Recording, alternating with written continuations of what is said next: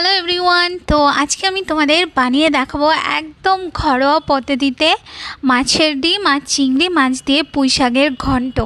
এইভাবে একবার শুধু পুঁই শাকের ঘন্ট বানিয়ে খেয়ে দেখবে, একদম মুখে স্বাদ লেগে থাকবে।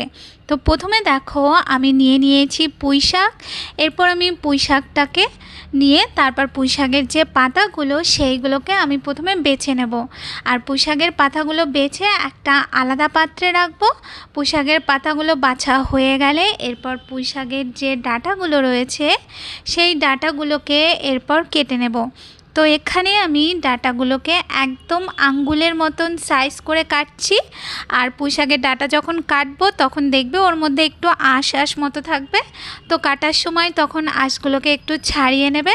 তো পুঁই শাকের ডাঁটা কাটা হয়ে গেলে তারপর পাতাগুলোকে আমি কেটে নেব। এখানে কোনো সাইজ নেই, এখানে একটু বড় বড় করে কাটলেই হবে পাতাগুলোকে।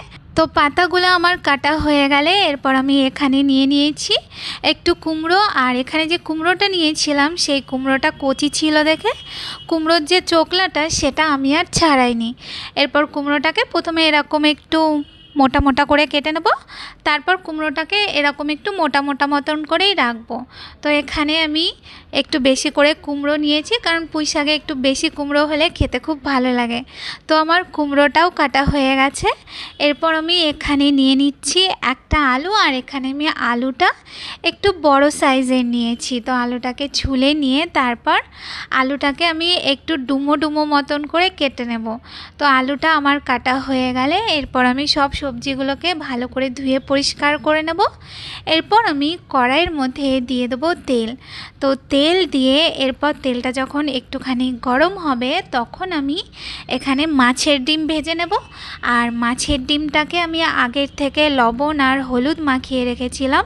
তো মাছের ডিমটা দিয়ে তারপর আমি মাছের ডিমের একটা সাইড যখন একটু ভাজা হয়ে যাবে তখন আমি মাছের ডিমটাকে উল্টিয়ে দেবো। উল্টিয়ে দিয়ে তারপর মাছের ডিমের অপর সাইডটাও ভালো করে একটু ভেজে নেব। এরপর মাছের ডিমটাকে তুলে নেব। তুলে নিয়ে এখানে আমি নিয়েছি বেশ খানিকটা চিংড়ি মাছ।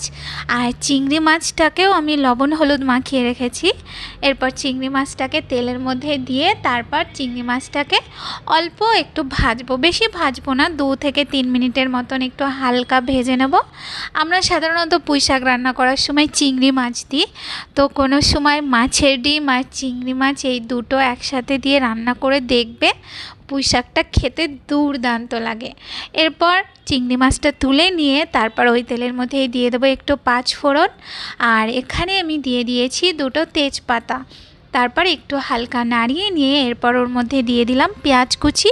তো এখানে একটা বড় সাইজের পেঁয়াজ দিয়েছি। পেঁয়াজটা দিয়ে পেঁয়াজটাকে হালকা একটু ভেজে নেব। হালকা পেঁয়াজটা যখন একটু নরম হয়ে যাবে তখন আমি ওর মধ্যে দিয়ে দেবো আদা আর রসুন। তো এখানে রসুনটাকে কুচি করে নিয়েছি আর আদাটাকেও আমি কুচি করে নিয়েছি, মানে হাফ চামচের মতন আদা আর হাফ চামচের মতন রসুন দিয়েছি। এখানে চাইলে আদা রসুনের পেস্টও দিয়ে দিতে পারো, হাফ চামচ করে। তারপর একটু ভালো করে নাড়িয়ে চাড়িয়ে নিয়ে আমি ওর মধ্যে দিয়ে দিচ্ছি পুঁই শাকের ডাঁটা আর দিয়ে দিলাম আলু আর দিয়ে দিয়েছি ওর মধ্যে কুমড়ো।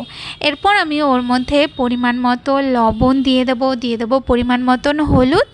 আর এখানে আমি দিয়ে দিচ্ছি হাফ চামচের থেকেও একটু কম জিরে গুঁড়ো আর দিয়ে দিয়েছি হাফ চামচের মতন একটু লঙ্কার গুঁড়ো। এরপর ভালো করে একটু নাড়িয়ে চাড়িয়ে নেব। নাড়িয়ে চাড়িয়ে ভালো করে একটু কষাতে হবে। তো ভালো করে কষিয়ে নিয়ে তারপর ঢাকা দিয়ে দিয়েছি।